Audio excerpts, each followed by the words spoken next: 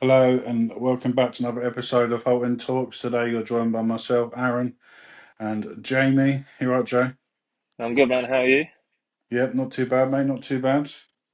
Obviously, just recapping the City game. Obviously, I weren't there. Still out with my back. You were up there. How was it up there, mate? All right, was it? Yeah, good, man. Yeah, it was a good journey up there, to be fair, and the journey back wasn't too bad. But the atmosphere for a Sunday game, I thought was probably the best Sunday game I think I've been up to, like atmosphere-wise. It was really good.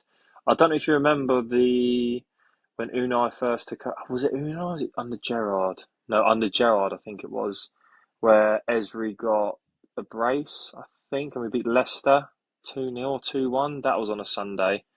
I think that was when Gerrard first took over. That was amazing. That atmosphere for a Sunday was good.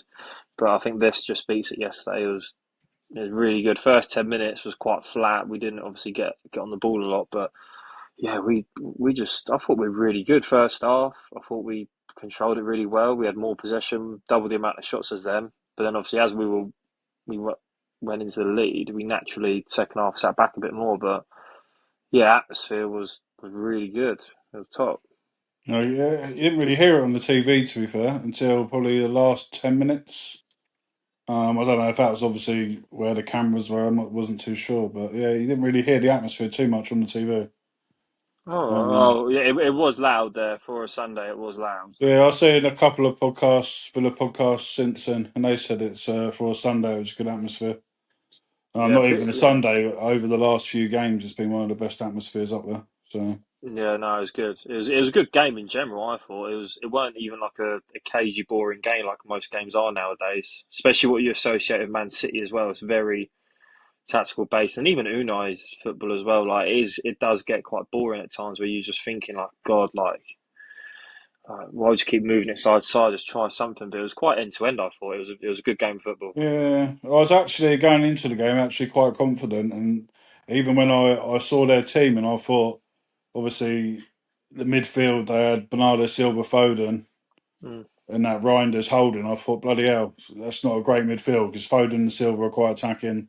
Reinders don't normally play the holding role. no. So I felt quite confident going into it, and it did prove we won the midfield battle throughout the game. I thought, um, but looking at say, I know I said on the live that you and Scott did, I thought Bogard would have started instead of Anana, but Anana got MOM, didn't he? Through Sky, which I don't know if you saw when you were up there, but watching it on the TV, Anana defensively, he's getting back, blocking the ball. He was fucking one of the best games I've seen him play for Villa, actually. Yeah, I'll quickly touch on the thing because I was trying to remember what you said at the start about the City's midfield three. Yeah, Tijani Reinders ain't a holding midfielder, so No. I was surprised he played there because they had that they had that Nico Gonzalez or whatever his name is on He the got bench. injured. He's just come back from injury. Then he got injured Yeah, in the week. Got a knock in the week. yeah. So I didn't know that's why he didn't start. But yeah, I thought it was a bit weird him playing deeper, but obviously they had no other choice. But they were playing him and Stones in possession, weren't they? And I thought. Yeah, I feel like you can get at Stones. You've always been even though Stones has always been good on the ball, you can get at him no matter what his whole career. If you drive at him and get at him, that's his weakness. Bloody if El Ghazi done it in the League Cup final, anyone can do it. Um, and yeah, touching on Onana, I mean, I'm not his biggest fan because no, I feel like for 50 million, it hasn't been money well spent. But if he's putting in performances like that, then it is money well spent because he was really good. You didn't yeah, see it as much like you says about defensive work. no, Obviously, you see parts, but like he blocked one on. He blocked a few shots in the box, but obviously from our position, you can't really see who blocks it. It's just no, someone's blocked it and that's it. Because like if the ball gets cleared, but it's like the same height as the goal as it gets cleared, you don't know what way it's going from our position in no. the hole. So you don't know if the ball's going towards the north stand or towards the Holt end. So you don't It really was know what's going on. even. I think it was either three or maybe four of their corners, and Anna won the first ball as well. Yeah. From their corners, I just looking back at it, I actually think that sort of game is better for Anana rather than like being at home against a Leicester team where we got a lot of the ball. Mm, A game yeah. where we're haven't got as much of the ball, he seems to perform better. Um, would you agree with that as well? I guess so, yeah, because I feel like defensively, you probably look at him and Kamara as our two midfielders, our two double pivots. They're probably our best defensive partnership you can have because obviously Booba is superb in possession. He's, in my opinion, our best outfield player. But Onana, from what he necessarily lacks in line breaking passes, etc., he does make up for with his defensive work. And it's handy having someone that good in the air from defending set pieces because, like he says, he made first contact to a lot of them, and I Mm, feel like what we say is I made a point a few episodes ago saying about when you don't have Tielemans playing, you have to have Powell playing because there's no other player that can make those line breaking passes from that deep position. But yeah, I feel correct. like if you don't have Mings playing, you probably need Onana playing for just that aerial Presence. defensive presence from set pieces because if you ain't got Onana in there and you say you have a Barkley or whatever, that's a lot of height you're missing out on, a lot of physicality. But yeah, I think if he can play like that, and again Liverpool will be another test on Sunday. He will play that game again, and that should be a really good test for him because it's a game where we might not have a lot of the ball. There's going to be a lot of turnovers because obviously I think Liverpool's main weakness is When they're attacking themselves, actually, is their weakness, isn't it, man? this is it. So obviously we'll get onto it more later on in the week for our Liverpool preview, but the I think Onana has a lot to offer in that game as well. So yeah, I was really pleased with him yesterday. And again, like first 10 minutes, he gave the ball away. I think in his first time he had it, he like turned into trouble, and I thought, oh god, here we go again. Yeah, Just right on get the edge of played. the box, wasn't it? Right, so left of the edge of the box. Yeah, and I thought, oh no. But then City recycled it. They didn't push forward with it, so I thought, oh, we got lucky there. But yeah, I mean, as long as he puts in those sort of performances, it's the same thing with Cash. I'm not Cash's biggest fan, but since the international break, he has probably been our best player, and it's just Yeah, a lot. Like you get players that aren't people's cup of tea. Like like Duran was very much like Marmite. You loved him or you hate him, but at the end of the day, he scored goals, so you put up with him. It's like with Onana, it's like, and with Cash, it's like I might not be their biggest fans, but as long as they play and they're playing that well, they're proving me wrong. If that makes sense. So it's like I don't yeah, mind. Like I prefer that. Do you know what I mean? You don't really want to be proved right because then it means they're not doing well for the team. But yeah, I thought Onana was class yesterday. yeah. So looking at the game, I thought first 10, maybe 10, 15 minutes, Man City had. I was a bit worried after 10 minutes because we weren't really getting into our groove. They were having a lot of ball without making too many chances, but then we sort of calmed down a bit and started keeping the ball, and I thought we grew into the game very well. Um, the actual goal, I think the ball's meant for Rodgers, not Cash, but we'll take it. And to be fair, it's a brilliant touch, and the strike was just as good as well. And then when we won the lap, it was a typical. We saw a lot of typical Emery performance in the second half, where we sort of sat 10 men behind the ball and sort of countered a bit. And I do think we should have scored another goal on the counter. We had quite a few chances. Or it's just that final ball. You think you had the Sancho double one, you had the McGinn one from Yeah, the corner, you had the Watkins through one with Donnarumma where he missed it trying to take it yeah. round him. There's That's the only two chances I can have City met is Haaland 1-on-1, or just after we scored, and then the header that was straight at Martinez.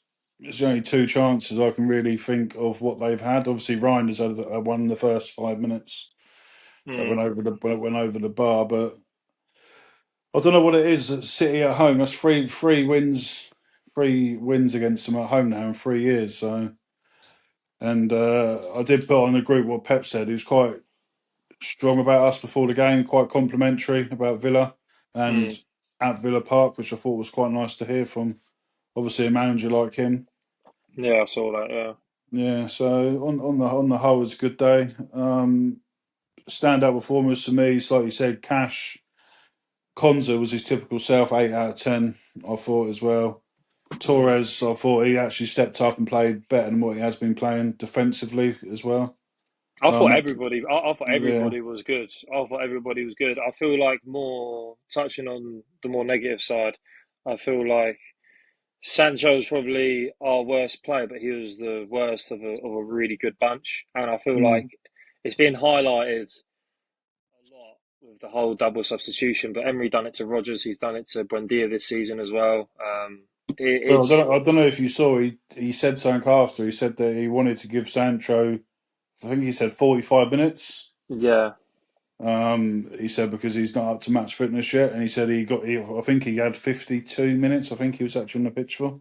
mm, So if he spoke about that with him before the game, and he's played 52 minutes out of the 45 that he was promised, then he hasn't really got much to moan at. Obviously, he probably thought he would have stayed on to the end, but I actually thought the substitution was right at the time hmm because Gezond is a lot better work rate. What going back?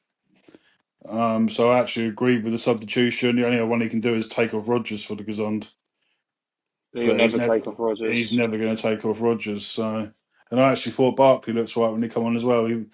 So Yeah, that block towards the end, he's quite high up the pitch and he's absolutely sprinted back to get the second block in.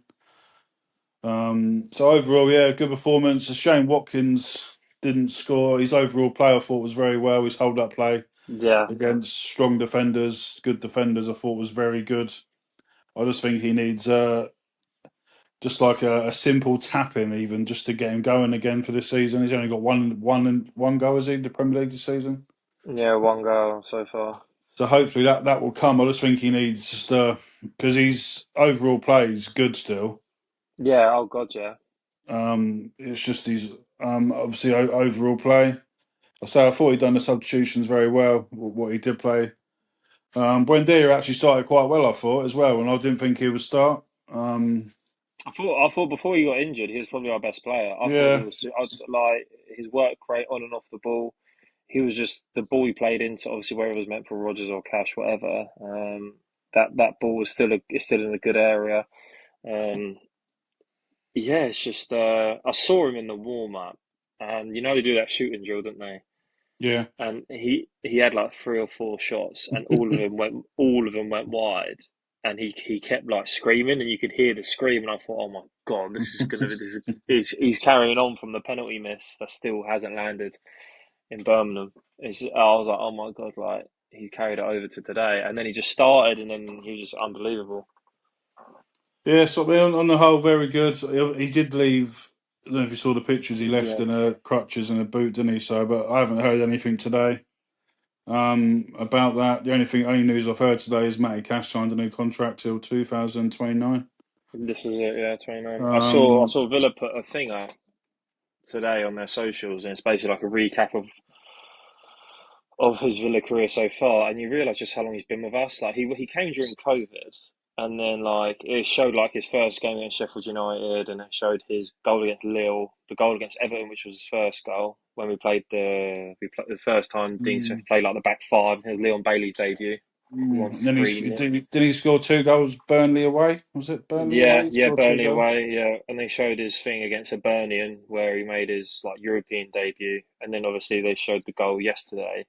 And it's just like I feel like right now, if he was to leave the club now, I feel like he would be remembered as like a bit of a cult hero, not like the top end cult heroes, but I feel like people will remember and be like, he was harshly criticised, but when you look back on what he done, he was actually he was. You know what I mean? He was Yeah, the I know what you scape mean. Yeah, he was the scapegoat, but he actually provided us a with a lot lot of. of people, including say likes of you and a couple other people, were. If you got asked a question in the summer, where do we improve? A lot of people said right back. Mm, But even yesterday, defensively, I thought he was solid as well. Even when Doku come on, I thought bloody hell because he's been. Savino was giving him a tough time, but I thought he defended it quite well. And mm, then he actually performed better when he was up against Doku, who had that extra bit of pace in Savino. Then yeah, and going forward, he does seem to not be cutting back as much at the moment. He yeah. seems to be going more inside to He the seems a lot more confident, doesn't anchors. he? Yeah. Like even with his passing and even defending, everything he just seems a lot more confident. And I don't know if he's just riding a high off that pass that he played to Luca Dean last Sunday against Tottenham, but. he just seems just really confident and just assured, and like not like Esri level assured. Like I was saying to someone yesterday, when Esri, so someone's running at Esri, you have zero doubt that they're gonna get a shot off or whatever. Like it's just a lot that the like Ez is gonna block it, and it's like when Buba is in possession, when Kamara's in possession, it's like he's not going to give it away. He's either going to win a foul or he's going to give it off to someone or whatever. It's just like not to that level. But yesterday, when Savinho and Doko were running at Cash, I thought I was like, no, he's got him locked up here. I said he's blocking every single attempt of a cross, and Mm. I'm just, it's hard against a winger like Savinho, who especially last season kind of came in like was starting for City week in week out because he pushed Jack out the side really, and he was Yeah, like he was like their main outlet. There's a bit of talk of him leaving and whatnot, but obviously Doku is probably one of the most exciting players to watch in the Prem. And then to come up against both of them and the latter on tired legs, yeah, I thought he done really well. But again, I thought everyone done well. Honestly, I couldn't pick out. Hard to think of a man in the match because everyone was that good. I thought no, Martinez was good, and I feel like as well how Martinez, Torres, and Esri sorted Haaland out because I was like, usually you can let a striker be in between the two centre halves or just be on the shoulder or whatever. But I said with yeah, Haaland, you have to have Emmy's got when the ball comes in the box, Emmy's got to be brave. He's got to claim it because if it's on Pau mm. Torres or Esri, Haaland's going to win the header. Because neither of them are that great in the air. But then I Yeah. says See, his second chance, just his second chance to header. You can see Powell didn't go for it, but the way he defended Haaland he done enough, yeah, just to stop him getting done power, enough, he done the right thing. If you know what I mean, rather than jumping for the header, he sort of done enough. put his body into Haaland. You know what I mean, and just like you said, done enough. But So even yeah, it, yesterday you it's could see that literally someone was on him. He was never floating in between Esri and Powell. He was no, always someone was always on him. And I was like, when you come up against Haaland, like, because I said yesterday that like on that preview thing on TikTok, I was like, he's on like 12, 13, 14 goals. The next person behind is on two or something like that, two or three. So I was so like, he's scored more goals than us in the Premier League this season. I know, but that's how good he is. And I it's just think like the people if who he shut had him scored out. against us, it would have been 13 games in a row in all competitions for club and country. Joking, yeah, because he got a hat trick for Norway as well, didn't he? In the Mm. international breaks. Yeah, he's a joke of a So player, but it's credited to Pau, Emmy, and Esri how they done with it because Emmy was really brave from the crosses, and mm, I thought Esri and Pau done really well in marshalling them out of the game. yeah, so on the whole, so what are we now 3 points? I think we were 3 points. So Bournemouth won, didn't we? Roughly 3 points behind second place, I think. Yeah, we're a point behind the City and we're level on points with Yeah. Liverpool, obviously who we So, have on Saturday, and that'll be a really good game now so because they're on a bad run of form and yeah, it sets up for a good game on Saturday. yeah, Saturday 8 o'clock, I think. the only thing that I wouldn't say has annoyed me is if we started the season against the Yeah, so-called lesser teams where we lost, we would have been right up there with Arsenal. Do you know what I mean? yeah, I know what you mean, but then everyone's lost. Everyone's had like, I mean, I was like, Arsenal lost to Liverpool. That's a 6 pointer, and yeah, it's like a distant memory. But yeah, all our bad start to the season is a distant memory because we've made up for it. If that makes sense, like start of Yeah. season, you think Man City at home, Tottenham away. Start of season, you think okay, if you can get a point out of those, out of a possible six, you'll take that. Mm, And you've made up those 5 points already from the ones you've lacked at Brentford away and Sunderland away, for example. yeah. So no, we are on a good roll. And I was like, if you can go to Liverpool and get a point, or even just be in it, it's just like because obviously Anfield's a different kettle of fish. If you can just be in it, get a point at least, then that's all you can ask for. Because I still think, even though they're on a bad run of form, it's a free hit. Man City at the Etihad, it's a free hit. Arsenal at the Emirates, it's a free hit. It's just like you don't expect to get anything out of it. So if you can, then No, why not? nice. Roll on to Saturday. There will be a separate preview for the Liverpool game, so we'll leave that till I think we'll be out on Thursday. That Yeah. one. So, anything else you want to add from the weekend, Jay, or is that it for you, mate? We done a TikTok live, and there was a guy called Doctor Mister McMuffin, Mr. and McMuffin? Doctor Mister McMuffin, whatever his name was, yeah, and he ended up reporting us, and we got banned Wait from doing a there. lot. Reported who? I think he reported me, but obviously he reported me, but obviously he He was reported a the City. account, so I went and He saw it. was a City. He was a City fan, wasn't I could tell. Anyway, I called him some words. Repeat 'em, but I called him some words, and he reported us, and then we got blocked from doing a live for like X amount of time. I can't remember how long it was, but not that long a time. So basically, Mister McMuffin, whatever your name was, if you listen to this, mate, you better watch out. he? I thought you were going to apologise. No, oh, definitely not. No, he was like he was saying like shit on the Villa and everything. Yeah, I know he was. Yeah. Twat. But yeah, Hmm. I ain't gonna say sorry for that. But yeah, he reported us, wanker. Probably get another one now. Yeah, we will do. Yeah, this is gonna be the last YouTube video, guys. Right, we'll leave it there anyway. So great win for Villa at the weekend. Hopefully, going on to Anfield on Saturday night, 8 o'clock kickoff. We can play more of the same, try and get something out of the game, bring it back. So yeah, up the Villa, and there'll be a preview out for Liverpool towards the end of the week. Up the Villa. Cheers, Jake. See you later on. Bye.